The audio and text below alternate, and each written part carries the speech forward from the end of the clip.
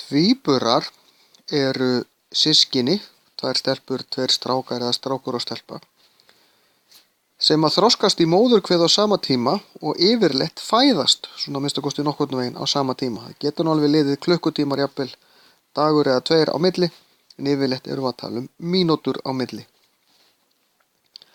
Tvíburar skiptast í tvo hópa. Þeir eru annað hvort það sem við köllum eineggja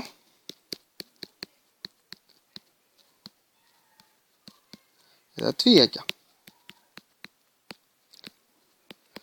Eineggja tvíburar verða til þegar að okfruman sem myndast þegar að sáðfruma og eggfruma renna saman, hún skiptir sér og verður að tveimur, tvær verða að fjórum og svona verður til einstaklingur úr milljörðum af frumum.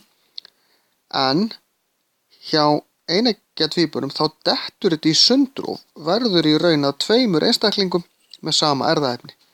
Þess vegna eru eineggja tvíburar alltaf að sama kyni, því þeir eru með sama erfðaefni, þeir eru mjög líkir, ekki endilega nákvæmlega eins en nánast og oft svipaðir, en náttúrulega skapgerð þeirra, það er umhverfið hefur alveg jafn mikil áhrif á skapgerð fólks og umhverfið, þannig að þeir hafa ekki endilega nákvæmlega sama skap þó að sé eitthvað líkt. Tvíeggja tvíburar verða til úr sitt hvoru egginu og sitt hvoru sáðfrumunni sem frjóvgast á sama tíma.